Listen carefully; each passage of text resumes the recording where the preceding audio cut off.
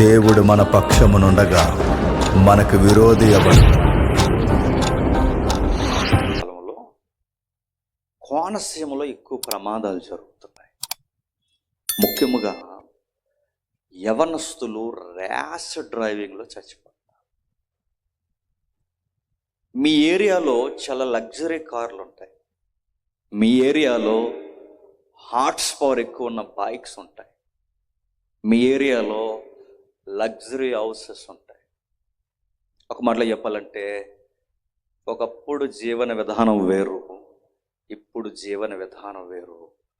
Luxury వచ్చింది, రావడం తప్పని నేను అంటలేదు, కానీ దాని వెనకాల ప్రమాదాలు వెనకాల తరుముకుంటూ వచ్చేస్తున్నాయి.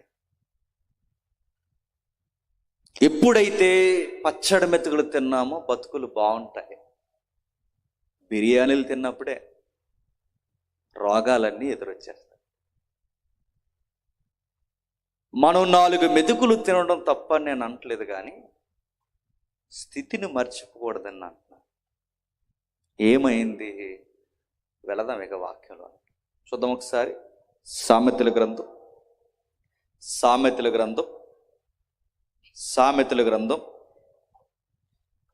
17వ అధ్యాయం.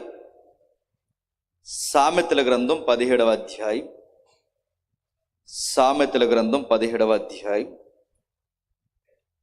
6వ వచనం నుంచి చూడండి. కుమారుల కుమారులు వృద్ధులకు కిరీటము, తండ్రులే కుమారులకు అలంకారము.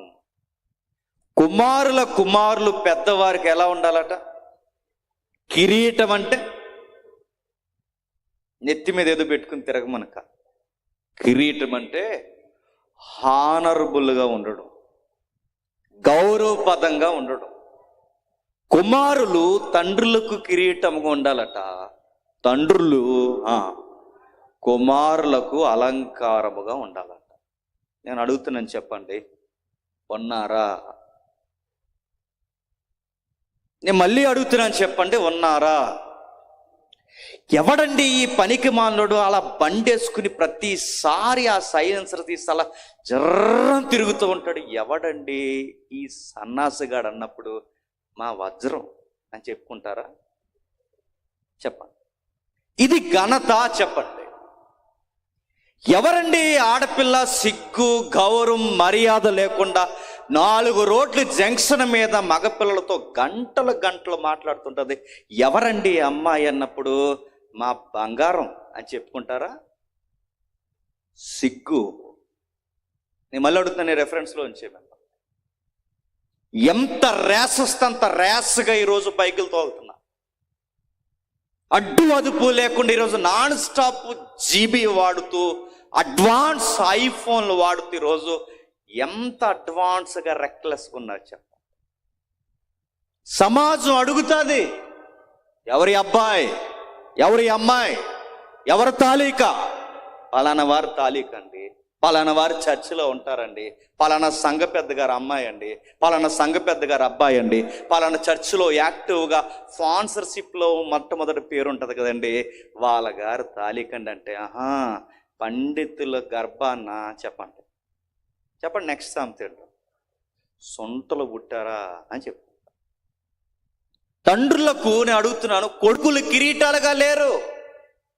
తండ్రులకు కొడుకులు కిరీటాలుగా ఉన్న గౌరవాన్ని రోడ్డు మీద పడేసే కొడుకులు కూతుర్లు ఎక్కువ.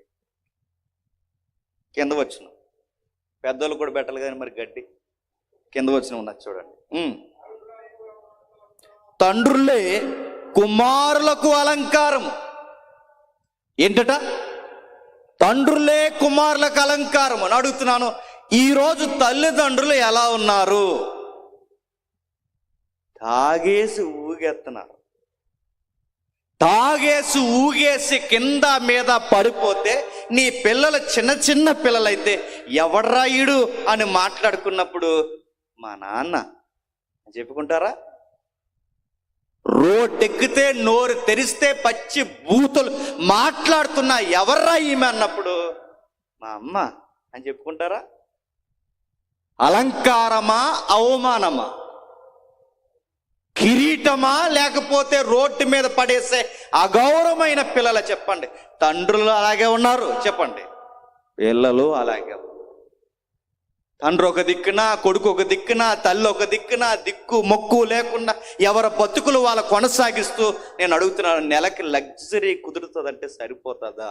దాని వెనకాల ఎథిక్స్, మోరల్స్, నైతికత ఉండాలి. గుర్తుపెట్టు. డబ్బులు లేకపోయినా పర్లేదు, లగ్జరీ లేకపోయినా పర్లేదు, ఫలానా వారు పిల్లలంటే పిల్లల్లాగా ఉండాలి. గుర్తుపెట్టు. ఫలానా వారు తల్లిదండ్రులు అంటే అలానే ఉండాలి. గుర్తుపెట్టు. మంచి బట్టలు వేసుకుని చండాలమైన కార్యాలు చేస్తే బట్టలను బట్టి అది గుర్తుపెట్టుకోండి. నీ కార్యాలను బట్టి నువ్వు వేసుకున్న బట్టల గౌరవం కూడా పోతుంది.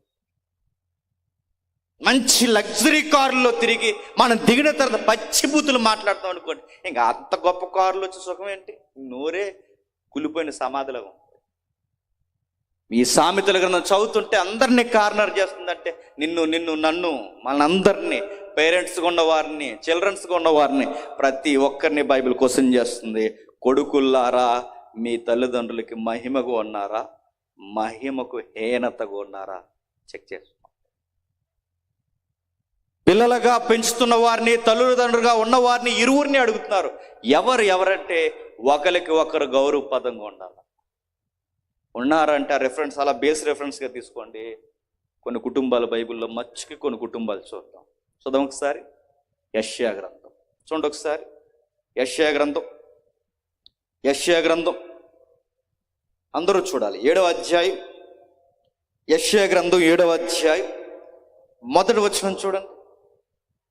యెషయా గ్రంథం 7వ అధ్యాయం 1వ వచనం. యూదా రాజైన ఉజ్జియా మనవుడును యోతాము కుమారుడైన ఆహాజు దినములలో సిరియా రాజైన రెజీనును, ఇశ్రాయేలు రాజైన రెమల్యా కుమారుడైన పెకాహును యుద్ధము చేయవలనని యెరూషలేము మీదకి వచ్చిరి గాని అది వారి వలన కాకపోయెను. అప్పుడు సిరియానీలు ఎఫ్రాయిమీలను తోడు చేసుకొనురని దావీదు వంశస్థులకు తెలపబడగా, గాలికి అడవి చెట్లు కదులుచున్నట్లు వారి హృదయమును, వారి జనుల హృదయమును కదిలిపోయాను. చదివిన దాంట్లో ఏమర్థమైంది? సిగ్గు లేకుండా ఒప్పుకుంది, ఏమర్థం లేదు. మళ్ళీ చెబుతున్నాను. ఏదో విషయం రాస్తున్నాడు పెద్ద ప్రవక్త ప్రాఫెట్ యెషయా. ఏమని రాస్తున్నాడు ఆయన? ఒక పొలిటికల్ వార్ స్టార్ట్ అయింది. ఈ పొలిటికల్ వార్ అంటే ఒక రాజకీయ రంగుల రణరంగం, ఒక యుద్ధ వాతావరణం స్టార్ట్ అయింది. అది 2024 ఎలక్షన్ కదా, అంతకు మించి మందే ఉంది. స్టేట్ ఎలక్షన్, ఎవరొకరు వస్తారు లేకపోతే పోతారు, దాందే ఉంది. ఇది అలా కాదు, ఇది ఎలక్షన్ వార్ కాదు, ఇది చంపుకునే వార్. రాజకీయాలు రంగులు మార్చి పొత్తులు పెట్టుకుని కొడుకుల్ని, తండ్రుల్ని చంపేసి భూమిని ఆక్యుపై చేసేయాలనుకుంటున్న ఒక చరిత్రలో పొత్తులు జరుగుతున్న నెత్తుర రాజకీయ ఒత్తుళ్ళు. ఏం జరుగుతుంది? టూకీగా, బ్రీఫ్గా ఒక లైన్ చెప్తాను. ఏం జరుగుతుందంటే, ఇది యెషయా క్రీస్తు శకం 1వ శతాబ్దం నుంచి వెనక్కి ఒక 700-800 సంవత్సరాలు వెనక్కి వెళితే ఇజ్రాయేలు రాజకీయ వాతావరణం. ఆ రాజకీయ వాతావరణంలో గాలికి తిరిగే కార్యకర్తల కోసం రాయలేదు అక్కడ. తిరిగి తయారైపోతారు తగునమ్మా అని. ఎవరు? కర్తలు. ఏం కర్తలేలు? ఏ కార్యానికి పనికిరాని కార్యకర్త. ఇంట్లో అలా ఆవిడ చేరకొండ కార్యకర్త, కానీ జనరేటర్ తిరుగుతారు. నేను అందరిని అంటలేదండో, ఏ పని చేయని ఖాళీ కర్తలను అంటున్నాను. పిల్లలకి ఫీజులు కట్టరు, బట్టలు కొండరు, ఊగెత్తారు. ఇప్పుడు ఈ 2 నెలల్లో కర్తలు ఇలాంటి గాలుల కోసం రాయలేదు, ఇక్కడ పెద్ద విషయాన్ని రాస్తున్నారు. చరిత్రను ఒక్కసారి తేనె పొట్టును కదిపితే కదిలిపోయే ఇజ్రాయెల్ లేదా మిడిల్ ఆసియా చరిత్ర 7వ అధ్యాయంలో రాస్తాడు. ఏమని రాస్తున్నాడంటే, ఇజ్రాయేల్ దేశం 2 భూభాగాలుగా విడిపోయిందంట. భూభాగాలే కాదు, జాతులుగా కూడా విడిపోయిందంట. జాతులుగా ఎలా విడిపోయింది? 10 గోత్రాలేమో ఒకవైపుకి వెళ్ళిపోయాయి, 2 గోత్రాలేమో మరోవైపుకి వెళ్ళిపోయాయి. ఎందుకు వెళ్ళిపోయాయి? సరైన నాయకుడు లేడు గనక దేశం మొక్కలైపోయింది. దేశమే 2 దేశాలు అయింది. సరైన నాయకుడు ఎందుకు లేడు? అప్పటికి దావీదు లేడు. అంతకుముందు సౌలు, ఆ తర్వాత దావీదు, ఆ తర్వాత సొలొమోను. ఈ ముగ్గురు చనిపోయిన తర్వాత సొలొమోనుకి కుదురులేని బిడ్డలు పుట్టారు. సింహాసనం మీద పిచ్చెక్కిపోయే బిడ్డలు పుట్టారు. ఇలా పుట్టినప్పుడు ఈ దేశాన్ని 2 ముక్కలు చేశారు. ఎప్పుడైతే 2 ముక్కలు చేశారో, ఈ 2 ముక్కలు చేస్తే 10 గోత్రాలన్నీ ఒక పక్కకు పోయాయి, 2 గోత్రాలన్నీ ఒక పక్కకు పోయాయి. 10 గోత్రాల వారిని ఏమంటారంటే ఇశ్రాయేలీలు అంటారు. 2 గోత్రాల వారిని ఏమంటారంటే యూదులు అంటారు. అందుకే దక్షిణ భూభాగం అంటే సౌత్ జోన్లో ఎవరు ఉంటారంటే యూదులు ఉంటారు. సౌత్కి క్యాపిటల్ జెరూసలేం సిటీ ఉంటుంది. అంటే యెరూషలేము దక్షిణ భూభాగానికి రాజధాని. ఉత్తర భూభాగంలో 10 గోత్రాలు ఉంటారు. వాళ్ళకున్న 10 గోత్రాల వారికి రాజధాని ఏంటి? షోమ్రోన్. షోమ్రోన్ అంటే సమరయ. ఆ షోమ్రోన్ సమరయ ప్రాంతం వాళ్ళకి రాజధానిగా ఉంటుంది. ఈ 2 మధ్యలో జరుగుతున్నప్పుడు యెరూషలేం మీద, అటు ఇజ్రాయెల్ మీద ఒక పనికి మాలినోడు కన్నేశాడు. ఆడి పేరు అసూరు రాజు. వాళ్ళు ఏం చేస్తారంటే మనిషి బతకుండగానే చర్మాన్ని చలమని చీరేస్తారు. ఎందుకు చర్మాన్ని చీరేస్తారంటే ఈడు చర్మం తీరితే మిగిలిన వాళ్ళందరూ సెట్ అయిపోవాలని అందరూ చూస్తుండగా చర్మం తీరేసి ఈ రక్తంతో ఉడికిపోయి కండరాలు ఉంటాయి చూసారా, ఆ మనిషి మాంసపు ముద్దని బతకుండగానే అలా తీసుకెళ్ళి ఆకాశంలో ఎగురుతున్న గెద్దలకి పక్షులకి వేసేస్తారు. ఆడు బతుకుండగా తింటుంటే మిగిలిన వాళ్ళందరూ బెంబేళ్ళు ఎత్తిపోయి అయ్యా మేము లొంగిపోతున్నామయ్యా అంటారు. ఇది వార్. ఇది ఎలాంటి వార్ అంటే మనిషి బతుకుండగానే ఇలా కట్టె దింపి బతుకుండగానే గుండె అలా బయటికి లాగేస్తారు. అలాంటి వార్. ఇంకా ఎలాంటి వారంటే మీరు ఎరిమియా కానీ యెషయా కానీ మీరు చదవండి. నిండు సోలాల గర్భంలో, ఈ మాట రాయబడింది, నేను చెప్తున్నాను అపార్థం చేసుకోండి. నిండు సోలాల గర్భంలో కత్తి పెట్టి పైనుంచి కిందకి సీరేసి బిడ్డను బయటికి లాగి బండకేసుకుంటారు. రిఫరెన్స్ ఉన్నాయి. ఇలాంటి యుద్ధం రాబోతుంది ఇప్పుడు. భయంకరమైన యుద్ధం. ఆడు కన్నేస్తాడు, ఆడు బలశాలి. వాళ్ళని చూస్తేనే సామాన్య ప్రజలు సగం చచ్చిపోతారు. అంత హైట్ ఉంటారు, అంత భుజబలం ఉంటుంది. వాళ్ళ ఇదించే శిక్షలు చూస్తేనే గుండాగా బెంగెట్టుకుని చచ్చిపోతారు. అంత భయంకరమైన క్రూరులు వాళ్ళు. భయంతో నడుస్తున్నారు. ఒక మనిషిని బతుకుండగా అవయవాలు ఒక్కొక్కటి నరికి, బతుకుండగానే అవయవాలు ఒక్కొక్కటి బయటికి తీస్తే, ఇప్పుడు ఇంతమంది ముందు ఎవరినైనా ఇలా చేస్తే మీకు ఎలా ఉంటుందండి? బెంబేలు ఎత్తిపోయి రాత్రి కళ్ళకి వచ్చేస్తుంది సీన్ అంతా. కరోనా వస్తేనే నిద్రలేదు అవడం. అది ఎదురుగానే మనిషిని చంపేస్తే నిద్ర రావడం చాలా కష్టం. ఘోరంగా చంపారు. అలా టైంలో వీళ్ళు ఎప్పుడైతే వీళ్ళు ఎగరేసుకొస్తున్నారో వీళ్ళు ఒక టైఅప్ అయిపోయారు. మీరు మ్యాప్ ఇంటికి వెళ్ళిన తర్వాత చూడండి. ఇజ్రాయెల్ ఆనుకునే, ఇజ్రాయెల్ దేశాన్ని, ఇజ్రాయెల్ 2 భాగాలు విడిపోయిందిగా, ఒకటి దక్షిణం ఒకటి ఉత్తరం. దీన్ని ఆనుకునే రైట్ సైడ్ ఒక భూభాగం ఉంటుంది, దాని పేరు సిరియా. సిరియా, దాని క్యాపిటల్ దమస్కస్ అన్నారు. అంటే ఇప్పుడు ఇజ్రాయేల్ మీదకి అసూర్ అన్నవాడు మీదకి వచ్చాయి అంటే, ఈ అసూర్ అన్నవాడు మీదకి రావాలి అంటే ముందు ఏ దేశాన్ని దాటి రావాలి? సిరియా దాటి రావాలి. ఇప్పుడు సిరియా చిన్న దేశం. ఈ సిరియా వాడు ఏళ్ళలో కలిసి పొత్తెట్టుకున్నారు. ఏమనంటే వాడెవడో మన మీదకి వచ్చేస్తే మనవాడికి లొంగిపోవడం ఏంటి, చస్తే చచ్చాం, ఏదో ఒకటి చేద్దాం, మొత్తం మీద కలిసి తిరగబడదాం, ఆడి మీదకి తిరగబడడానికి మేము రెడీ అవుతున్నాం, మీరు రెడీ అవుతారంటే ఈ 10 గోత్రాల వాళ్ళు ఏమన్నారంటే మేము రెడీ అన్నారు. మనమిద్దరం ఉంటే సరిపోదు, 3వ వాడు సపోర్ట్ ఉంటే బాగుంటుంది, వాడితో కూడా పొత్తెట్టుకుందాం అన్నారు. 3వ వాడు ఎవడు? యూదులు. ఇప్పుడు యూదులతో కూడా పొత్తు పెట్టుకుంటే ఇప్పుడు మన 3 జాతులు కలిస్తే వాడిని ఈజీగా ఎదిరించే అవకాశం ఉంది. ఏమంటారంటే ఎస్ అంటే ఎస్ అన్నారు. ఈ యొక్క రాజకీయ పొత్తు కొరకు యోధా రాజు అయిన ఆహాజుని అడిగారు. ఏమంటారు? వెళ్దామంటే ఆడన్నాడు, ఆడు గొడవ ఉంచను కానీ ముందు మాకు దడొచ్చేస్తుంది అన్నారు. ఎవరు? యూదు. అది 7వ అధ్యాయం. ఇప్పుడు చదవండి, నా నేపథ్యం నేను చెప్పింది మీకు అర్థమైతే ఇప్పుడు చదవండి, ఈజీగా మీకు అర్థమవుద్ది.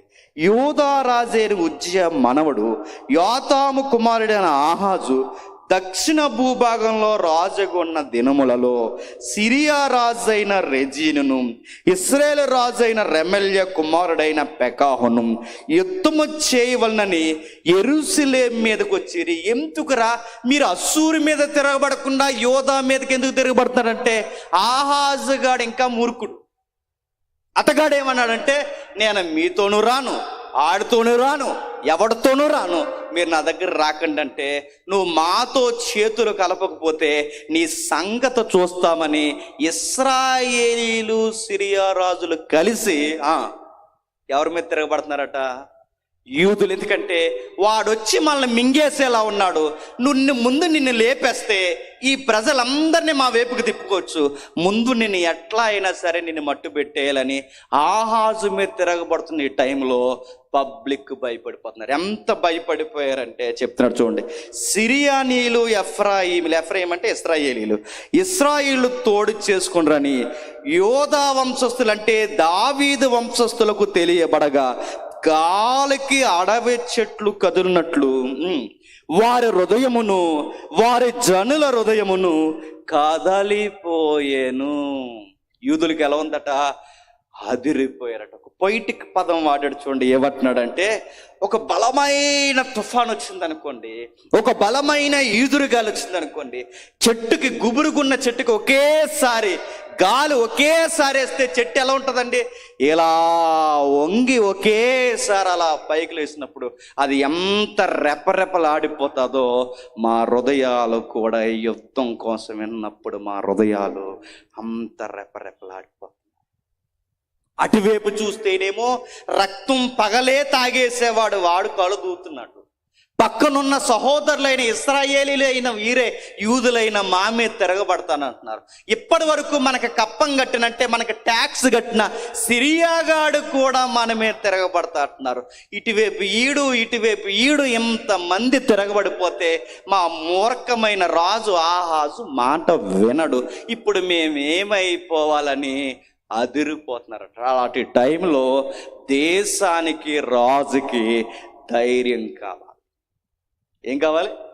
దేశానికి రాజుకి ధైర్యం కావాలి. ఏం కాదు, సిరియానీలు వచ్చినా, ఇశ్రాయేల్ రాజులు వచ్చినా, అసూర్ వచ్చినా, బాబిలోనియన్స్ వచ్చినా, ఈ ప్రపంచ రాజ్యాలన్నీ కలిసి వచ్చినా ఏమీ కాదని చెప్పే వాయిస్ కావాలి, ధైర్యం.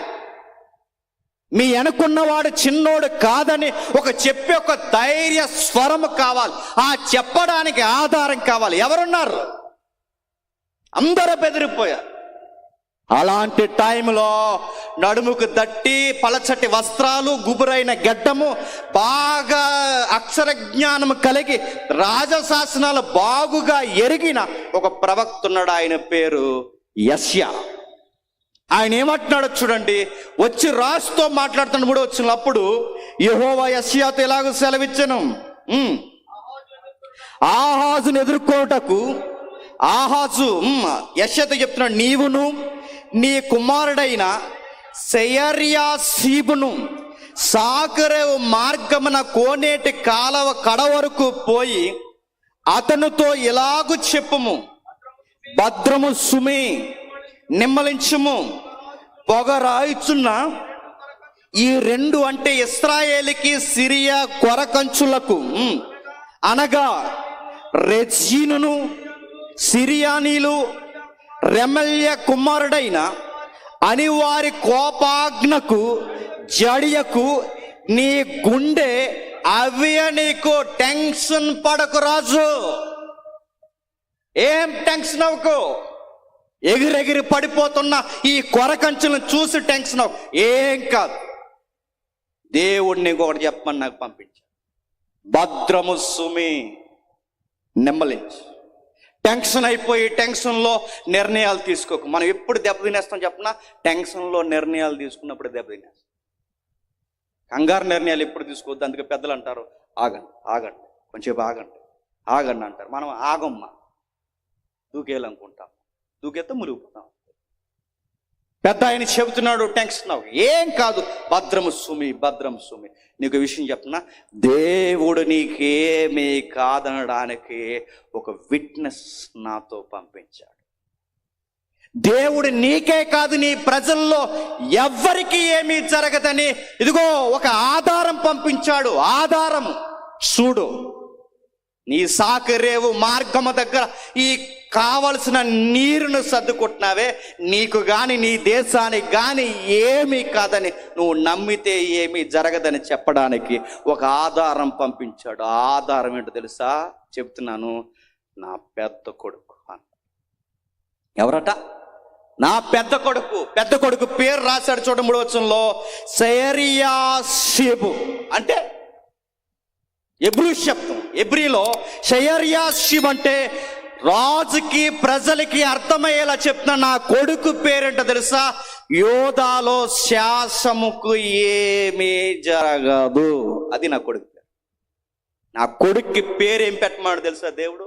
నా కొడుకు పుట్టినప్పుడే దేవుడు ఏం పేరు పెట్టమాడు తెలుసా? నీ కొడుకు ఉన్నంత కాలం ఈ దేశానికి ఏ డోకా లేదు. నీ కొడుకే, నేను మళ్ళీ చెప్తున్నా, నీ కొడుకే నా ప్రవచనాలకి ఆధారం. యెషయా, నువ్వు వెళ్ళి రాజుకు చూపించు, అయ్యా నా కొడుకు ఉన్నంత కాలం ఈ దేశం మీదకి ఎంత పొలిటికల్ వార్ స్టార్ట్ అయినా, ఎన్ని రాజకీయాలు ఎన్ని రంగులు మార్చుకుని వచ్చినా, రాజకీయ రంగులన్నీ వెలవెలబోయేలా నీ దేవుడు నీ వెనక ఉన్నాడు. దానికి ఆధారం మై సన్. నేను అడుగుతున్నానండి, యెషయాకి తగ్గ కొడుకు ఎవరు చెప్పండి?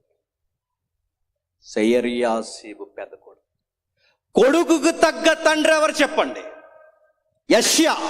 యెషయా కొడుకు ఎలాంటోడో తెలుసు? ఇదిగో ప్రపంచ దేశాలన్నీ యోధా దేశం మీదకి వచ్చినా ఏమీ కాదని ఒక ఆధారంగా నిలబడిన చక్కటి కొడుకు యెషయా కొడుకు. అలా ఉండాలి కొడుకులంటే. మన ఈదులు మన ఊర్లో ఎంత టెన్షన్ అయిపోయినా ఏమైపోయినా దేవుని బిడ్డ ఎక్కడ ఉన్నాడండి, ఏమీ జరగదని ఒక ధైర్యం కలిగిన బిడ్డలుగా మన బిడ్డలు ఉండగా. బిడ్డలు ఎలా ఉంటారు చెప్పనా? ధైర్యం తెచ్చే బిడ్డలా ఉండరు. చెప్పండి. ఇక్కడ వాక్యాలు చెప్పి పెద్దోళ్ళు మీరు వాక్యాలు చూస్తే వెనకపోయి మొబైల్ చూసుకుంటారు. అది మన బిడ్డలు చేయట్లేదండి. చక్కగా ఇక్కడ వాక్యాలు చెప్పి పెద్దలు విరామం లేకుండా ఇంత వాక్యాలు చెప్తుంటే నేను అడుగుతున్నాను, మీరు ఏమనుకుంటా అనుకోండి, ఎంతమంది యువకులు ఇలాంటి పెద్ద పెద్ద సభల్లో మన కొడుకులు కూతుర్ల చేతుల్లో బైబిల్ లేకుండా తిరుగుతారు? మీరు చూడండి, మొబైల్ ఉన్నాయి తప్ప చేతుల్లో బైబిల్ ఉన్నాయి. నేను అడుగుతున్నాను, విపత్తులు రాకుండా ఆపే కొడుకులు కూతుర్లు కాదు, వీళ్ళ వల్ల విపత్తులు వచ్చేయలోనే మన మీదకి. నా మాట అర్థమవుతుందో లేదో? సముద్రం పక్కన ఉంది మీకు. విపత్తులు రాకుండా ఆగాలే లేవు, విపత్తు వీళ్ళ వల్ల వచ్చేసేలా. భక్తి లేనిది, భక్తిహీనత, భక్తిహీనమైన కొడుకులు కూతుర్లు, భయము భక్తి లేకుండా ఇంత వైరాగ్యంతో గొంతు దించుకుని ఇంతమంది పెద్దలు వాక్యం చెప్తుంటే మొబైల్ చూడగలుగుతున్నారంటే నేను అడుగుతున్నాను, వీళ్ళకి ఎంత భయం లేని మనసు ఉందో చూడండి. వీళ్ళకి ఎంత భయం లేని తనం చూడండి. ఇక్కడ వాక్యాలు వినబడుతుంటే అలా తిరుగుతుంటారండి. మీరు ఎక్కడైనా చూడండి, ఇక్కడ తిరగట్లేదు, దేవునికి మహిమ కలుగునుగా. ఎలా తిరుగుతుంటారు చూడండి. అడుగుతాను, ఇంత ర్యాక్లెస్ యాటిట్యూడ్ ఏంటి? యెషయా కొడుకు చూడండి, తండ్రికి తగ్గ కొడుకు, కొడుకు తగ్గ తండ్రి. బైబిల్ అన్నడగా సామెతలు ఏమని, ఇదిగో కుమారులు తండ్రులకు కిరీటము. యెషయా కొడుకు యెషయాకి చెప్పండి కిరీటం. యెషయా కొడుకుకి యెషయా చెప్పండి అలంకారం. ఎవరండి? వీళ్ళ నాన్నగారు యుద్ధాన్నే ఆపేయడానికి దేవునికి సాక్షిగా నిలబడిన ఈ అబ్బాయి ఎవరబ్బాయి ఏంటంటే చెప్పచ్చు, యెషయా గారు అబ్బాయి. అవునా? అందుకే తండ్రికి తగ్గ కొడుకు. తల్లేమో ఇక్కడ చక్కగా వాక్యాలు చదువుతుంది, కొడుకులేమో ఈదుల్లోకి పోయి చెప్పండి ఇంకా నెక్స్ట్ నేను చెప్పకూడదు. ఈదుల్లోకి పోయి పచ్చి బూతులు మాట్లాడుకుంటూ తిరుగుతాను. నేను అడుగుతున్నాను, వాళ్ళు అలా తయారవడానికి కారణం కూడా దేవుడు మిమ్మల్ని అడుగుతాడు. బైబిల్ ఏమంటారు చెప్పనా, కుమారులు యెహోవాను అనుగ్రహించు స్వాస్యము. స్వాస్యము అంటే ఆస్తి. నీకు ప్రాపర్టీ ఇచ్చానుగా, ఏం చేసావు అని దేవుడు అడిగినప్పుడు జాగ్రత్తగా దాశాను ప్రభు అంటే పర్లేదు, రోడ్డు మీద తిరుగుతుంది ప్రభు నీ ఆస్తి అంటే ఏం చేస్తాడు చెప్పండి, సీరేస్తాడు వాడిని. నిర్ణయం సభలు జరుగుతున్నాయి, నువ్వెక్కడ, నీ యజమాని నువ్వెక్కడ కూర్చున్నా ఏడాడు, రాజుల సెంటర్లో తిరుగుతున్నాడయ్యా అంటావా? మలికిపురం దగ్గర షికార్లు కొడుతున్నారంటే మెలేహెత్తడు ఏమనుకుంటున్నావు? ఏడే నీ కొడుకేడే, నీ కూతురేడే. ఒకవేళ ఇక్కడ ఉంటే వాళ్ళ పద్ధతే. కుమారులు తండ్రులకి అలంకారంగా ఉండాలి, తండ్రులు చెప్పండి పిల్లలకు అలంకారం. ఇది ఒకదానికొకటి అవినాభావ సంబంధం కలిగింది. యెషయా కొడుకు ఎలా ఉన్నాడో తెలుసు, ఇదిగో అందరికీ ఆధారంగా ఉండిపోయారు. ఇంకా మంచి స్టేట్మెంట్ ఉందండి వీళ్ళ కుటుంబం కోసం. ఇంకా చూడండి 8వ అధ్యాయం 18వ వచనం. 8వ అధ్యాయం 18వ వచనం. ఇదిగో నేనును యెహోవా నాకు ఇచ్చిన పిల్లలను సియోను కొండ మీద నివసించు సైన్యములకు అధిపతిగా యెహోవా వలన సూచనలుగాను మహత్కార్యములుగాను ఇశ్రాయేలీల మధ్య ఉన్నాం. 2 దేశ ప్రజలకు మేము ఎలా ఉన్నాం తెలుసా? సూచనలు అంటే ఐ విట్నెస్. మా పిల్లల్ని చూస్తే ఎందుకంటే వీళ్ళ దేవునికి ఆధారం అండి అని చెప్పి, మా పిల్లలు ఎలా ఉన్నారు తెలుసా? సూచనలుగాను మహత్కార్యములు అంటే అద్భుతం. యెషయా పెద్ద కొడుకు నడుస్తుంటే ఒక అద్భుతం, యెషయా చిన్న కొడుకు నడుస్తుంటే ఒక అద్భుతం, యెషయా భార్య, యెషయా ఆ కుటుంబం అంతా ఇదిగో ఎలా ఉన్నారు తెలుసు, ఇదిగో ఇది ఒక అద్భుత కార్యాలు చూస్తున్నట్టు ఎంత బాగున్నారండి. వీళ్ళు చూస్తే చాలండి దేవుని కోసం బతికేయాలనిపిస్తుంది అన్నంత ధైర్యం అంట. అంత భక్తి. కొడుకులను చూసినా తండ్రులను చూసినా ఆ సమాజంలో ఎలా ఉన్నారో చూడండి, చక్కటి ధైర్యం వచ్చే కొడుకులు తండ్రుల్లా ఉన్నారు. మనమండి పాస్టర్ గారు ఇలా ప్రార్థన చేయడానికి వస్తే మన పిల్లలు వెనక గుమ్మ నుంచి వెళ్ళిపోతుంటారు. ఎంత భక్తో. పాస్టర్ గారు ఇక్కడ వచ్చి ప్రార్థన చేస్తున్నారంటే అమ్మ ఏమంటుంది, వెళ్ళిపోయే వరకు లోపలుండి గడెట్టుకోయా, నేను అప్పుడు వచ్చాక వెళ్ళిపోయాక చెప్తాను. సంపేతడు గదులు ఏమనుకుంటున్నారు దేవుడు, ఏం గౌరవం పెడుతున్నా వాళ్ళకి. కనీసం ఈరోజు అదో రెక్లెస్ యాటిట్యూడ్ ఉందండి. ఇలాంటి పెద్దలు ఎవరైనా వచ్చినప్పుడు కనీసం ఇంటికి ఎవరైనా గృహ దర్శనకు వస్తే లేచి నిలబడి కొడుకుని కూతురుని చూస్తారు. ఈ మధ్య మీరు అలా కూర్చుని ఇది నొక్కేసుకుంటారు, పొలోమని నొక్కేసుకున్నారు. ఓ పెద్దలు వచ్చారు, ప్రార్థన చేయడానికి వచ్చారు, ఈ మొబైల్ పక్కన పడేసి లేచి నిలబడి వందనాలు లేదా ప్రైజ్ ద లార్డ్ ఏదో ఒకటి చెప్పరా అనే ఒక కల్చర్ ఉంది. అసలు ఫోన్లు పట్టుకుని అలా చూస్తూ ఉంటాను. నేను అడుగుతున్నాను, దేవుడు చూస్తాడు. సామెతల్లో ఒక రెఫరెన్స్ జ్ఞాపకం వచ్చేలా చెప్తాడు. చూస్తారు రెఫరెన్స్? చూడండి ఒకసారి. యాక్సిడెంట్ రెఫరెన్స్ చూడండి ఒకసారి ఏముందో. సామెతల గ్రంథం 23వ అధ్యాయం. సామెతల గ్రంథం 23వ అధ్యాయం. సామెతల గ్రంథం 23వ అధ్యాయం 13వ వచనం చూడండి. నీ బాలురు శిక్షించుట మానుకొనకము, బెత్తముతో వానిని కొట్టని ఎడల వాడు చావకును. బెత్తముతో కంట్రోల్ చెయ్యకపోతే ఏమవుతాడు చెప్పండి. నా వైపు సాపలెట్టిలా చూడకండి, చెప్పండి. అక్కడ చూసి ఏం జరుగుతుంది చూడండి. అక్కడ చెప్తున్నట్టు చూడండి. నీ కొడుకులకి కూతుర్లకి నువ్వు క్రమశిక్షణ చేయడానికి వాడికి దైవికమైన ట్రైనప్ నువ్వు ఇవ్వకపోతే వాళ్ళు ఏమవుతారని రెఫరెన్స్ చెప్తుంది, చచ్చిపోతారు. బెత్తముతో కొడితే వాడు చనిపోడు, బెత్తముతో కొట్టకపోతే చచ్చిపోతాడు. అక్కడ ఉంది చూడండి, చనిపోతాడని అడుగుతున్నాను.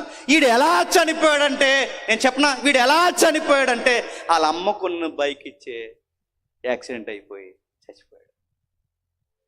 ఇది ఎలా చనిపోయాడండి అంటే, ఇదిగోండి వేగంగా తోలుతున్నాడండి. ఎక్కడుంటుందండి వీళ్ళమ్మ? కువైట్లో ఉందండి. ఎక్కడుందండి వీళ్ళ అమ్మగారు? ఇజ్రాయెల్లో ఉన్నాడండి. ఎక్కడున్నాడండి వీళ్ళ అమ్మ నాన్నగారు? ఈ దేశాల నుండి కష్టపడుతున్నారండి. ఈడేం చేస్తాడండి? అక్కడి నుంచి వాళ్ళు డబ్బులు పంపిస్తాయండి. ఈడు బైక్ కొనుక్కున్నాడండి, వేగంగా తోలాడండి, ఎదురొచ్చి లారీని గుద్దేసి చచ్చిపోయాడండి. మీరు బైక్ కొనిచ్చారు కానీ వాడికి బెత్తము ఆడలేదు. మీరు వస్తువులు వాడి కొనిచ్చారు కానీ దైవికమైన దేవుడు చెబుతున్న ఆ క్రమశిక్షణ, డిసిప్లిన్ నేర్పించారు. అడిగిందల్లా కొనిచ్చా, కావాల్సిందంతా ఎగరమన్నారు. నీకేంట్రా, మేము అంత సంపాదించాం, నీ అకౌంట్లోనే వేస్తున్నాం. ఇండియాలో జాగ్రత్త చూసినప్పుడు అకౌంట్లో నెంబర్ ఎంత పెరుగుతుందో పడినప్పుడు అల్లా చూసుకుంటాడు. అబ్బా 80, 90, 100, 2 లక్షలు, 3 లక్షలు, 50 లక్షలు, 60 లక్షలు, మాకు ఇంత డబ్బు ఉంది, మాకేట్లే అనుకుంటాడు. వాళ్ళకి ఇస్తాం అకౌంట్లు, మరి అదేం తెంగరేస్తాను నాకు అర్థం అవుతుంది. వాళ్ళకి అకౌంట్లు ఇచ్చి జాగ్రత్తగా చూసి ఇంత అకౌంట్ మెయింటైన్ చేస్తున్నాం. అమ్మకేమో 60,000 వస్తుంది, నాన్నకేమో 50,000 వస్తుంది, అటు ఇటు కలిపితే 1,00,000 దాటుతుందని. కానీ ఇంక ఈడేం పని చేస్తే ఈడేం చదువుకుంటాడు చెప్ప. మా అమ్మ నాన్న కష్టపడిన నాకు ఇక ఏగంగా తోలుతున్నారు. ఆ ఏగముగా తోలి బైక్ యాక్సిడెంట్లు చేసి చచ్చిపోతారు. మరో మాట చెప్పండి, ఇక్కడి నుంచి విన్నాను, ఒకవేళ తప్పు అయితే నాకు క్షమించండి, ఒకవేళ అది నిజమైతే సరి చేసుకోండి. ఒకప్పుడు కోనసీమ సంబంధం అంటే చాలా ముచ్చటండి. మనసులో మాట చెప్తున్నాను, నేను కోనసీమ చేసుకోవాలనుకున్నాను. కోనసీమ వెళ్తే కేరళ వెళ్ళినట్టు ఉంటుంది. ఇంకా అలా వెళ్ళి అత్తోరింటి కంటే కేరళ, ఇంకా అలా వెళ్ళి అలా రావచ్చు ఫీలింగ్ నా. కానీ విషయం ఏంటి చెప్పనా, ఈరోజు ఎక్కువ దర్యాప్తులో అమ్మ నాన్న ఎక్కడో ఉండి కష్టపడితే కొడుకులు కూతుర్లు ఈరోజు లేచిపోయి పెళ్ళిళ్ళు చేసుకున్న జాబితా ఈ కోనసీమలో ఎక్కువైపోయిందంటే నమ్మగలరా? అది చెప్పండి. కావాలని స్కెచ్ చేస్తారట, ఇక్కడే నిన్న స్టోరీ, కావాలని స్కెచ్ చేస్తారట, బీచ్లో కావాలని దొరుకుతారట. అప్పటికే ఫ్రెండ్స్ చెప్తారట, మేము ఎలా వస్తాంరా, మీరు అలా రండ్రా, ఒకేసారి పట్టేసుకుంటారా, అల్లరి చేసాండ్రా, ఇంకెవరికి చేయర్రా, నాకే చేసేస్తారా. ఇన్ని స్టోరీలు వినబడుతున్నాయి ఇక్కడి నుంచి. ఇదేంటా అంటే భయం లేదు, లగ్జరీ వీళ్ళని పాడు చేస్తుంది. దేవుడు మిమ్మల్ని దీవించాడు, ఒకప్పుడు ఆకలి కడుపుని మిమ్మల్ని సమృద్ధిగా దీవించాడు. కానీ మీ ఆకలి కడుపులు నిండిన తర్వాత మీ కొడుకుల్ని కూతుర్ని ఆ సమృద్ధి ఒకవేళ ఇండైరెక్ట్గా పాడు చేస్తుందేమో. జాగ్రత్తగా ఒక క్రైస్తవ సహోదరుడిగా మిమ్మల్ని అడుగుతున్నాను, జాగ్రత్త. ఒకప్పుడు పెద్దలు వేరిక్కడ, ఒకప్పుడు పెద్దలు ఎంత చక్కగా కట్టారు, ఆ విలువలేవి.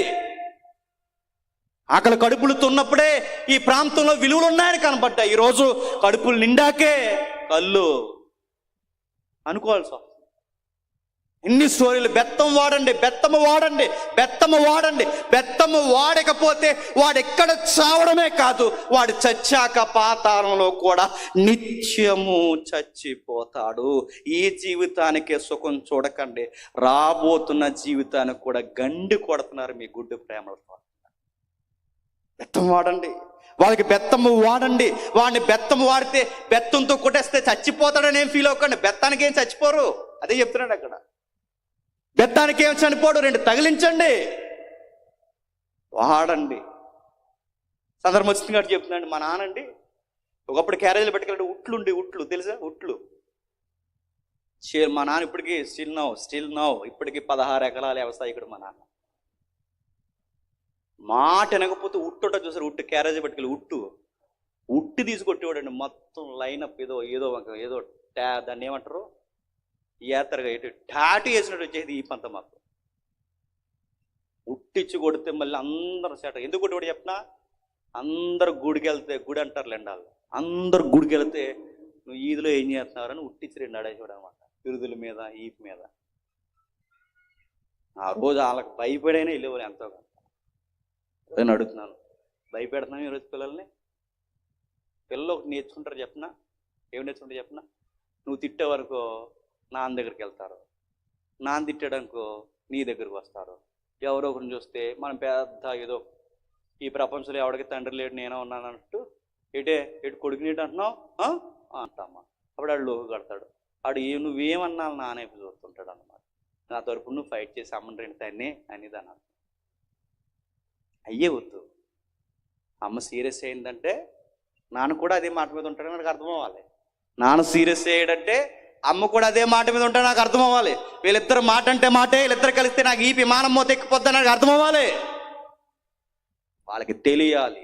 ఎందుకు కొడతావు, స్కూల్కి వెళ్ళలేదనో ఎక్కడెక్కడ తర్వాత అండి అవన్నీ సెకండరీ. వాళ్ళని కంట్రోల్ చేయాలి చెప్పినా, ఇదిగో వాళ్ళని దైవికమైన క్రమశిక్షణలో ఉండకపోతే బెత్తము వాడు. ఎందుకంటే వాడు ఈ జీవితంలోనే ప్రమాదం తెచ్చుకోడు, రాబోతున్న జీవితానికి కూడా ప్రమాదం తెచ్చుకుంటాడు. ఇప్పుడు చెప్పండి, కొడుకులు తండ్రుల్లో పెరగాలి, తండ్రులు కొడుకులకి గౌరవపదంగా మసులుకోవాలి. మరో కుటుంబం చూడండి, ముగించుకుందాం. ఆది కాండము 5వ అధ్యాయం, ఆది కాండం 5వ అధ్యాయం 21వ వచనం. ఆది కాండం 5వ అధ్యాయం 21వ వచనం. ఆనోకు 65 ఏండ్లు బ్రతికి మెతూషెలని కనెను. ఆనోకు మెతూషెలని కనిన తర్వాత 300 ఏండ్లు దేవునితో నడుచుచు కుమారులను కుమార్తెలను కనెను. ఆనోకు దినములన్నీ 365 ఏండ్లు ఆనోకు దేవుడితో నడిచిన తర్వాత దేవుడు ఆనోకుని తీసుకొని పోయిన గనుక అతడు లేకపోయిన. చదివిన వాక్య భాగాన్ని గమనించండి. ఆనోకు జీవితాన్ని 2 భాగాలు చేయొచ్చట. ఆ 2 భాగాలు ఏంటి చెప్పిన, కొడుకు పుట్టక ముందు, కొడుకు పుట్టిన తర్వాత. కొడుకు పుట్టక ముందు, కొడుకు అంటే క్రీస్తు పూర్వం, క్రీస్తు శకమని ఎలా అంటామో, ఆనోకు జీవితంలో కూడా కొడుకుకు ముందు, కొడుకు తర్వాత. కొడుకుకు ముందు, కొడుకు తర్వాత ఏం జరిగిందంటే, మళ్ళీ నేను చదువుతాను చూడండి. ఆనోకు 65 ఏండ్లు బ్రతికి మెతూషెలని కనెను. ఆనోకు మెతూషెలని కనిన తర్వాత 300 ఏండ్లు దేవునితో నడుచుచు కుమారులను కుమార్తెలను కనెను. 600 ఏండ్లు బ్రతికిన తర్వాత, క్షమించండి, 65 ఏండ్లు బ్రతికిన తర్వాత ఎవరు పుట్టారట? మెతూషెల. కొడుకు పుట్టిన తర్వాత ఏం జరుగుతుంది చెప్తున్నాడు. మెతూషెలను కనిన తర్వాత 300 ఏండ్లు దేవునితో నడుచుచు. మరి కొడుకు పుట్టక ముందు కూడా భక్తుడే, కానీ ఆ వర్డ్ ఎప్పుడు ఉపయోగిస్తున్నాడు తెలుసా? కొడుకు పుట్టాక. కొడుకు పుట్టిన తర్వాత అంటే మెతూషెలను కనిన తర్వాత 300 ఏండ్లు దేవునితో నడిచింది. కనిన తర్వాత ఏమైంది? 65 సంవత్సరాల జీవిత విధానం ఒకెత్తు, 65 తర్వాత జీవితం మరొకెత్తు. 65కు ముందు, 65 తర్వాత ఈ మధ్యలో ఏం జరిగిందంటే కొడుకు పుట్టాడు. ఆ కొడుకు పేరు ఏం పేరట? మెతూషెల పుట్టిన తర్వాత దేవునితో నడుచుచు. అంతకుముందు నడవలేదని కదా నా ఉద్దేశం, నడిచాడు, కానీ వైరాగ్యం ఇంకా పెరిగిపోయింది. ఎందుకంత వైరాగ్యం పెరిగింది, ఎందుకంత భక్తి, అంత శ్రద్ధలు? 300 ఏండ్లండి మాటల. సంవత్సరం కాదు, 2 సంవత్సరాలు కాదు, 3 సంవత్సరాలు కాదు, 300 సంవత్సరాలు అస్సలు ఎక్కడ అటు ఇటు చూడకుండా, అంటే లోకం కానీ వెనక కానీ ముందుకు కానీ చూడకుండా వెళ్ళిపోయాడు. ఇంత వైరాగ్యం నీకెందుకు వచ్చిందయ్యా ఆనోకు అని అడిగితే, ఆనోకుకి చాలా విషయాలు దేవుడితో కనెక్ట్ అయ్యాడు. ముఖ్యంగా తన కళ్ళ ముందు ఒక అద్భుతం ఉంది. అద్భుతం ఎవరో కాదు, తన ముందు పుట్టిన కొడుకు. ఆ కొడుకు పుట్టుక తన తండ్రి జీవితంలో పెను మార్పును తీసుకొచ్చి ఏమైంది? కొడుకు పేరే చెబుతుంది. ఏం పేరు ఆయన పేరు?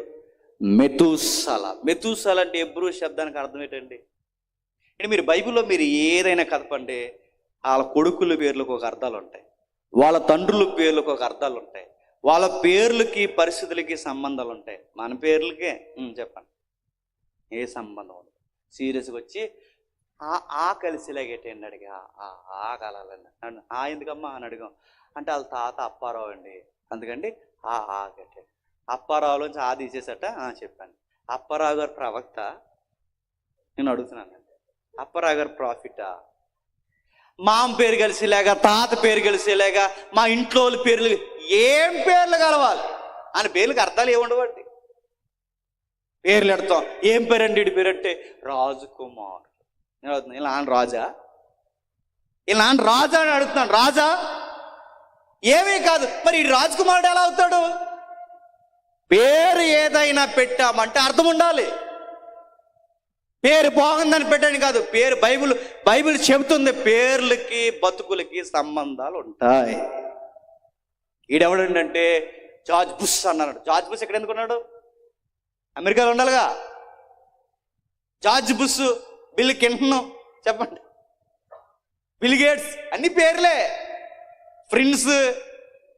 నేను అడుగుతున్నాడు, ఈ పేర్లు పెట్టుకోవద్దని కాదు కానీ అర్థవంతమైన పేర్లు. పోనీ ఆంగ్లో ఇండియన్సా? దొంద పౌరసత్వం ఏమైనా ఉందా? ఇప్పుడు అడుగుతున్నాను చూడండి, ఈయన పేరుకి అర్థం ఉంది. మెతుసల అంటే ఎబ్రూ శబ్దం ఏంటో చెప్పనా? ఈయన ఉన్నంత కాలము, ఆనోకు మళ్ళీ గుర్తుపెట్టుకో, ఈ కొడుకు ఉన్నంత కాలము ఈ ప్రపంచానికి ఏమీ కాదు. ఈ కొడుకు వెళ్ళిపోయిన తర్వాత ఈ ప్రపంచాన్ని జలప్రలయంలో చెప్పండి ముంచేస్తా.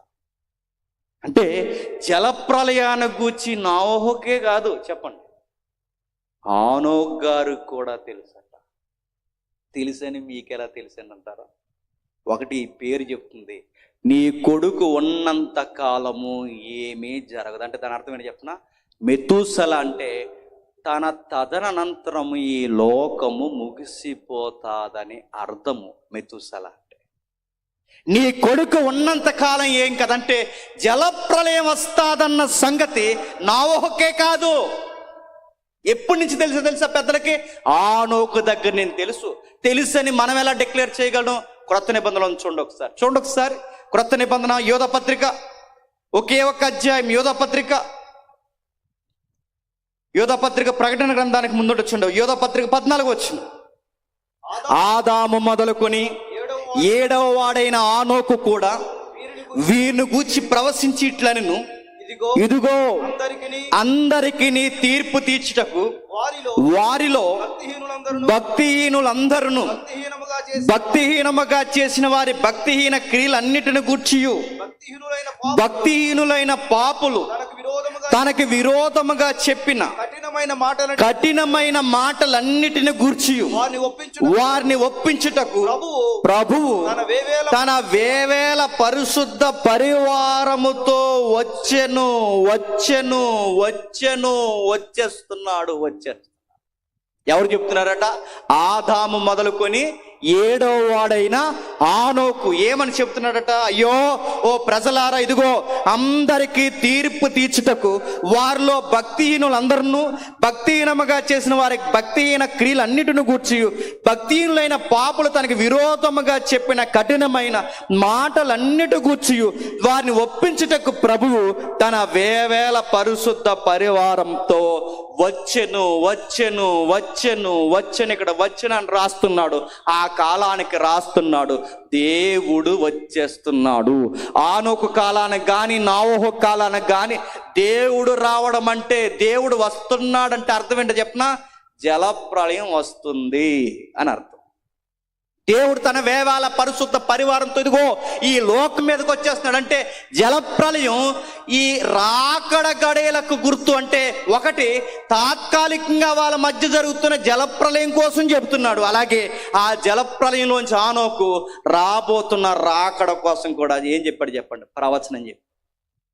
అంటే ఏం బోధిస్తున్నాడు ఆనోకు? ఏం చెప్పుకుంటూ తిరిగాడు? ఇదిగో 300 సంవత్సరాలు కుడి ఎడమ తిరగకుండా ఆనోకు ఏం చెప్పాడు? దేవుడు వస్తున్నాడు, దేవుడు శిక్షించబోతున్నాడు, భక్తిహీన క్రియలన్నిటినీ నాశనం చేయబోతున్నాడని చెప్పుకుంటూ తిరిగాడట.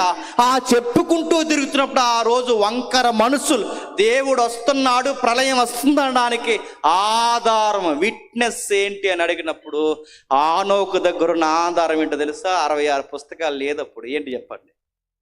నా కొడుకే ఆధారం. నా కొడుకు పేరే ఆధారం.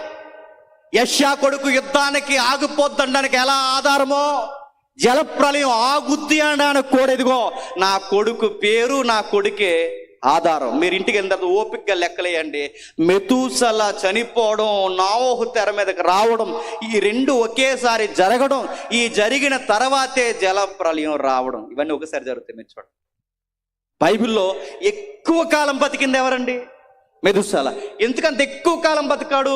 ప్రజలకు దేవుడు 1000 years లోపు టైం ఇచ్చాడు. గుర్తుపెట్టుకో. ఆనోకు దగ్గర నుంచి నోవహు 100 ఏళ్ళ పైన ప్రకటించాడు. కానీ దేవుడు 1000 ఏళ్ళు సుమారు ఈ ప్రపంచానికి చెప్పాడు, జలప్రలయం వస్తాది వస్తాది వస్తాది. విన్నారా? కొట్టుకుపోయే వరకు వినలేదట. దాని విషయం ఏంటి చెప్పిన, మెతూసల ఉన్నంత కాలం ఆ ప్రపంచం మీదకి జలప్రలయం రాలేదు. కొడుకు అడ్డుండిపోయాడు. యెషయా కొడుకు ఉన్నంత కాలం యుద్ధం రాలేదు, మెతూసల కొడుకు ఉన్నంత కాలం యుద్ధం రాలేదు. ఇప్పుడు అడుగుతున్నాను, మన కొడుకులు కూతుర్లు ఉంటే ఏమన్నా ఆపగలరు అంటారా? చెప్పండి, ఆపుతారు. బాత్రూంలో కట్టిపోతున్నారండి ఫోను. బాత్రూంలోకి ఎందుకండి? బాత్రూంలోగా నేను చాలా మెసేజ్లో చెప్పాను. ఒకప్పుడు పెద్దోళ్ళు కట చుట్ట కాలితే కానీ అయ్యేది కదా, డేటని అడగండి. టీ తాగితే అయ్యేది కాదట కాలకృత్యాలు. ఇప్పుడు మొబైల్ పట్టుకెళ్తే కానీ జనరేషన్కి ఏమవట్లేదట, కాలకృత్యాలు అవుతాయి. అందుకే బాత్రూంలో కూడా ఏమట్టిపోతారంటే ఫోను. ఇప్పుడు ఆ టప్ మీద కూర్చుని సీరియస్గా ఫేస్బుక్లో ఆడి ఫోటోకి ఎన్ని లైక్లు వచ్చాయో, డిస్లైక్లు ఎన్ని వచ్చాయో చెప్తే కానీ వీడికి పని అవదు లోపల. అలాగ అయిపోయింది ట్రెండ్. నేను అడుగుతున్నాను, మన కొడుకులు కూతురు ప్రళయాలు ఆపేలా లేరు. చెప్పండి, ప్రళయాలు తెచ్చేసేలా ఉన్నారు. అందుకే ఇంతకు సముద్రం మీ దగ్గర ఉందంటున్నాను నేను. మన మధ్య వార్తలు చూసారా? ఎందుకో ఈ అంతర్వేది పరిసర ప్రాంతాలు, ఈ కోనసీమ ఒడ్డంతనట అలా ముందుకు 1 కిలోమీటర్ వచ్చిందంట. మరి ఎందుకు వచ్చిందో మరి మీకే తెలియాలి.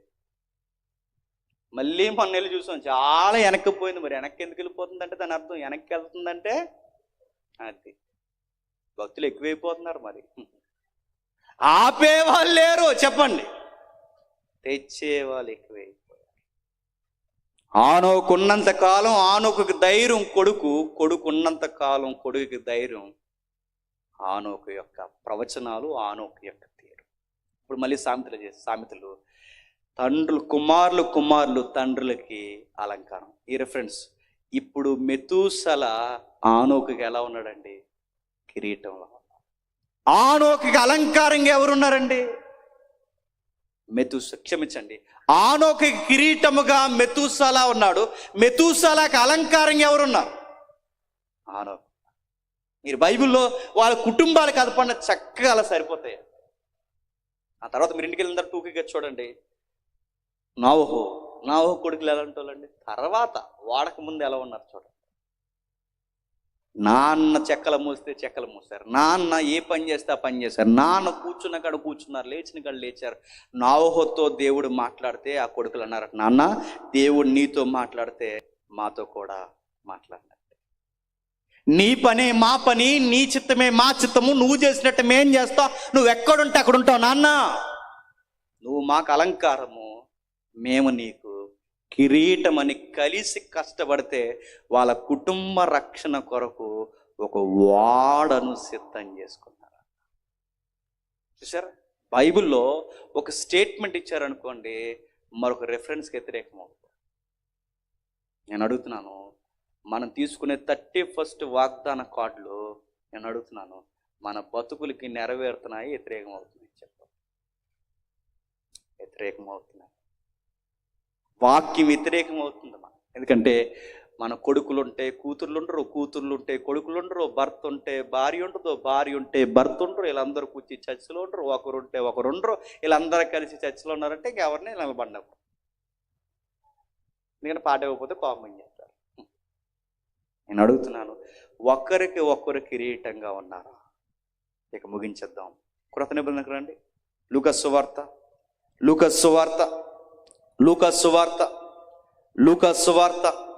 మొదటి అధ్యాయం. లూకాసు వార్త మొదటి అధ్యాయం 76వ వచనం. లూకాసు వార్త మొదటి అధ్యాయం 76వ వచనం.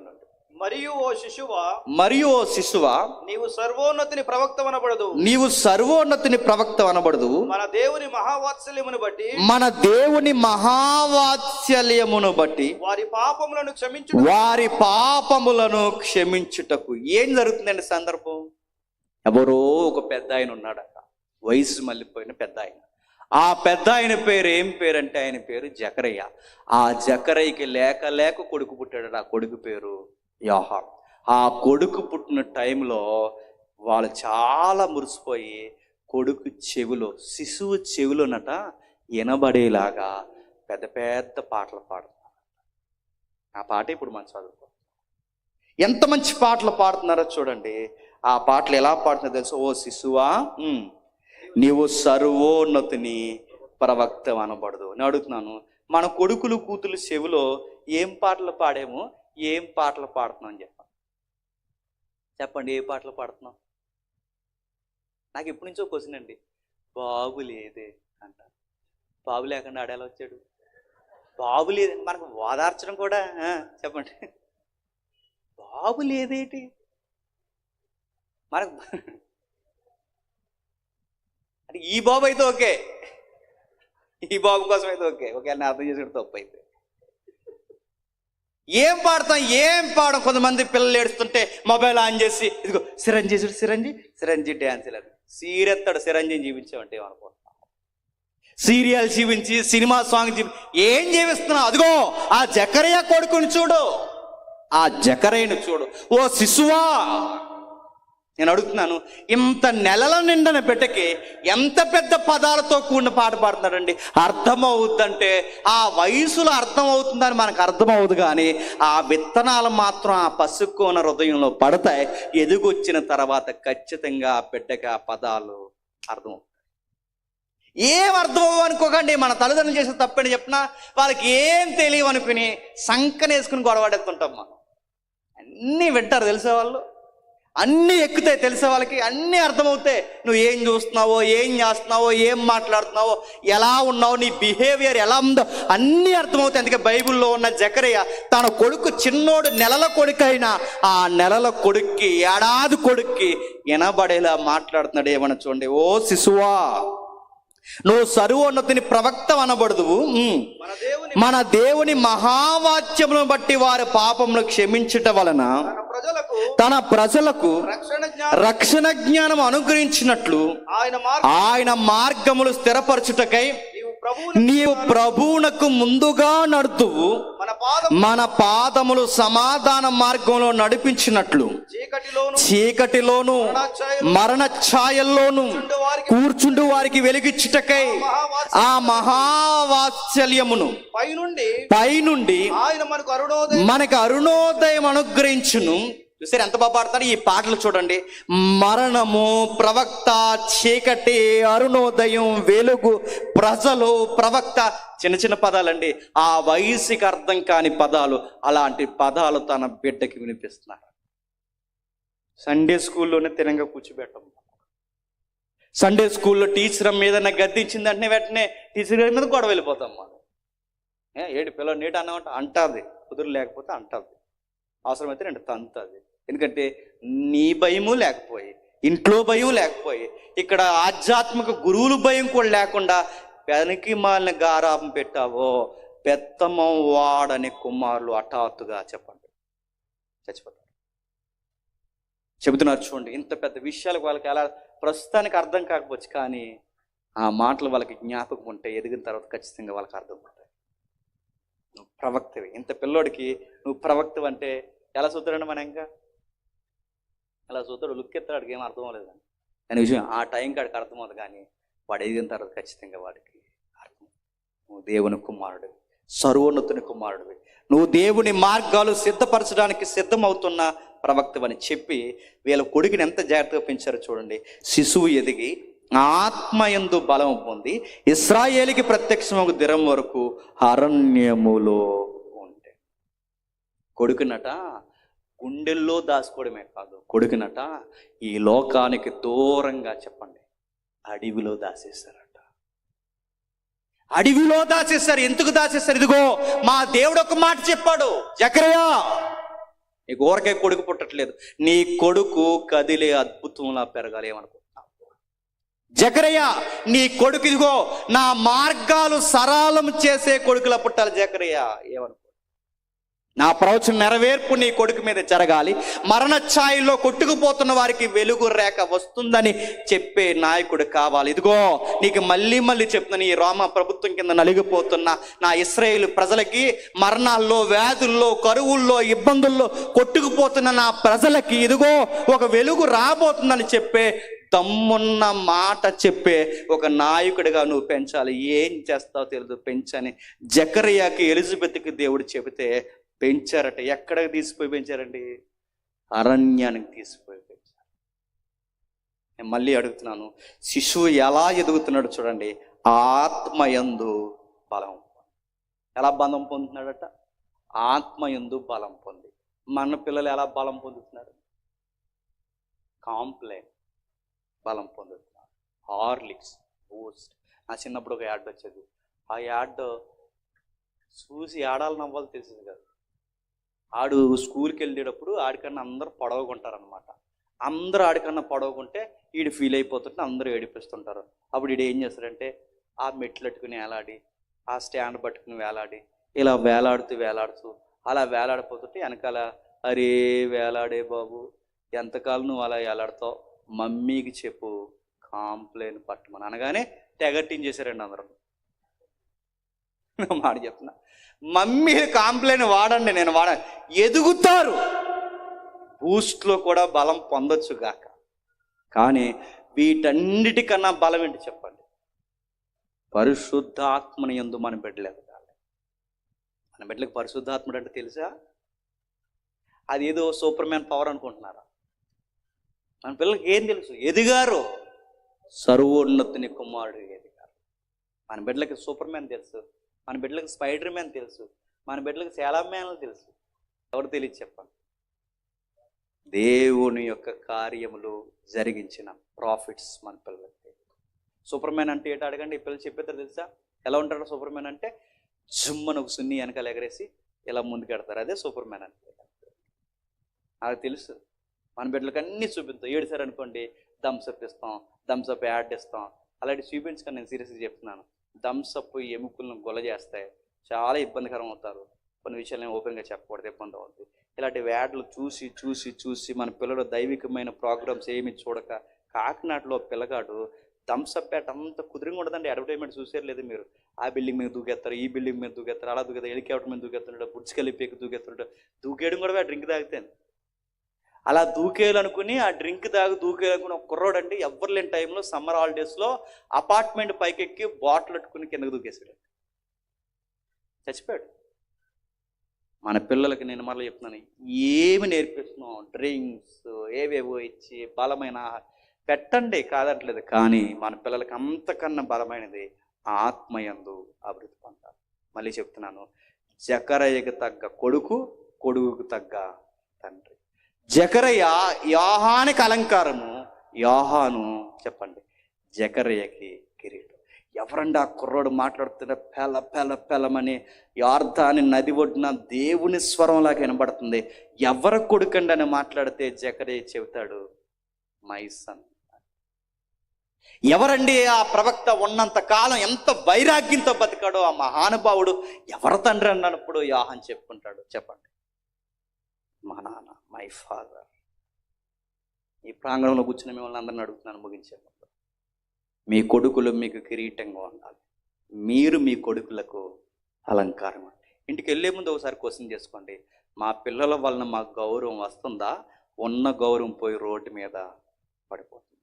మా కొడుకులకి మేము తగిన తల్లిదండ్రులుగానే ఉంటున్నామా, లేదా వాళ్ళకి ఏమైనా ఇబ్బందికరమైన తల్లిదండ్రులా ఉన్నామా?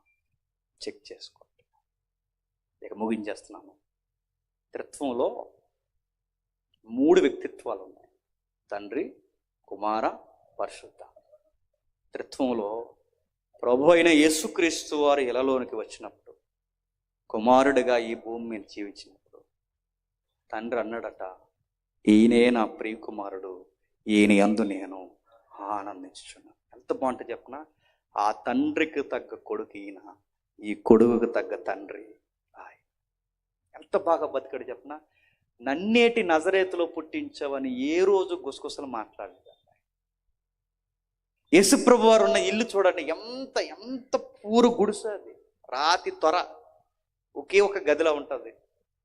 కడు పేదరికంలో అక్కడే మగ్గిపోయి తిన్నా తినకపోయినా 30 ఏళ్ళు బతికి తండ్రి చిత్తము తుదముట్టించుటయే నాకు ఆహారం. తండ్రి తండ్రి తండ్రి తండ్రి తండ్రి తండ్రి తండ్రి తండ్రి భూమి మీద 33.5 సంవత్సరాలు తండ్రి తండ్రి తండ్రి అని చనిపోయాడు తప్ప ఎక్కడ కూడా బట్టలు లేవు, తలవాల్చడానికి చోటు లేదు, నా బతుకేంటి ఎలా ఉందని ఎప్పుడైనా తనను తాను చూసి బాధపడ్డాడండి? ఇవేమీ లేకపోయినా నా తండ్రి చిత్తము కాడ వరకు నేను నెరవేరుస్తాను. దేవా, ఆకాశానికి భూమికి మధ్యన వేలాడిపోయి ఇదిగో ఈ సిలువ అనే పాత్ర మోయడమే నీ చిత్తమైతే నీ చిత్తమే సిద్ధించుగాక. ఇదిగో నాకు చిట్ట చివర దాహం వేస్తుంది తండ్రి, నాకు చిట్ట చివర దాహం వేస్తుంది. ఆకాశానికి భూమికి మధ్య నా రక్తమంతా పోతున్నప్పుడు నాకు దాహం వేస్తుంది. ఈ దాహము కూడా తండ్రి ఇది నీ చిత్తము లేఖను నెరవేరుతాదంటేనే ఈ దాహము కూడా తీర్చుకుంటా. చనిపోయే చావు కేకల్లో కూడా దాహము అని చనిపోయేటప్పుడు వాళ్ళందరూ తెచ్చి మద్యం ఇచ్చారట. శరీరం ముంచి మద్యం అంటే తెలుసుగా, బ్రాందీ లాంటి ఒక లిక్విడ్ ఇచ్చారు. యేసుప్రభు వారు మీరు చూడండి, తన తండ్రి ఇచ్చిన దేహం అపవిత్రం కాకూడదని దాహంతో అయినా చనిపోయాడు, కానీ దాహం తీర్చుకోవడానికి ఆ పులిసిన ద్రాక్షరసం తాగలేదు. తండ్రికి తగ్గ కొడుకు తగ్గ. మీరు బైబిల్ ఎక్కడ కలపండి, ఈ ప్యాటర్న్ మనకు కనబడుతుంది. ఈ బైబిల్ పట్టుకుని సంవత్సరాలు తిరుగుతున్న మన బతుకుల్లో ఈ ప్యాటర్న్ కనబడకపోతే నేను మళ్ళీ చెప్తున్నాను, మన కొడుకులు కిరీటం ఎవరో చెప్పండి, తల తీసేసి వాళ్ళు అయిపోతారు. మన తండ్రులు అలంకారం ఎవరో, మా తండ్రి వల్లేనండి నాకు తాగుడు అలవాటు అయిపోయిందని ఎవరో చెప్పుకుంటారు. మా అమ్మేనండి నేను ఇలా అక్రమ సంబంధాలు పెట్టుకోవడానికి ఆవిడ లూజ్ మాటలేనండి అన్నట్టు అయిపోతారు. నేను మళ్ళీ చెప్తున్నాను, డబ్బులు ఈరోజు కాకపోయినా రేపైనా సంపాదించుకొచ్చాయి, కానీ ఒకటి మళ్ళీ చెప్తున్నాను, విలువలు సంపాదించుకోండి, దైవికమైన ఆత్మను పొందుకోండి. తండ్రుల దగ్గర కొడుకుల దగ్గర తండ్రుల దగ్గర కూతుర్ల దగ్గర తండ్రులుగా ఉండండి. మీ కోనసీమ ఇంకా బాగుండాలి. కేరళను దాటి అభివృద్ధి పొందాలని మనస్ఫూర్తిగా కోరుకుంటూ దేవుడు మిమ్మల్ని దీవించను గాక. ఆమేన్. ప్రార్థన చేసుకుందాం. ప్రేమగల తండ్రి, కృపగల దేవుడు, విలువైన సంగతులు మాకు అందించారు. అర్థమైన వారు ధన్యులు, అపార్థం చేసుకున్న వారు తండ్రి వారి ఆత్మలకు వారే ఉత్తరవాదులు. మీ దయా కిరీటము తండ్రి మా మీద, మా అందరి మీద ఉంచుతండి. నడిపించినందుకు స్తుతులు, స్తోత్రములు. ఎనగలిగే ఆసక్తిని, చెప్పగలిగే జ్ఞానం నాకు దయచేసినందుకు తండ్రి నీకు స్తుతులు దేవా. సాయంకాలం జరుగుతున్న తండ్రి విలువైన మాటల్లో కూడా మరొకసారి మాతో ఉంటారని కోరుతూ, దైవజనుల్ని, అధ్యక్షుల వారిని, నడిపిస్తున్న పెద్దలను అందరినీ మీ చేతులకు అప్పగిస్తూ తండ్రి ఈ ప్రాంతాన్ని మరొకసారి తండ్రి మీరు జ్ఞాపకం చేసుకుని మరింతగా దీవించి ప్రక్షాళన చేస్తారని కోరుతూ, ఆమెను సతులుగా భావించి మమ్మల్ని హేళన చేసి మా మీద చెడ్డ మాటలు పలికిన వారు ఎవరైనా ఉంటే వారిని క్షమిస్తారని అర్థిస్తూ క్రీస్తున్నామని ప్రార్థన సమర్పిస్తున్నాము తండ్రి. ఆమేన్. సార్ చెప్పండి.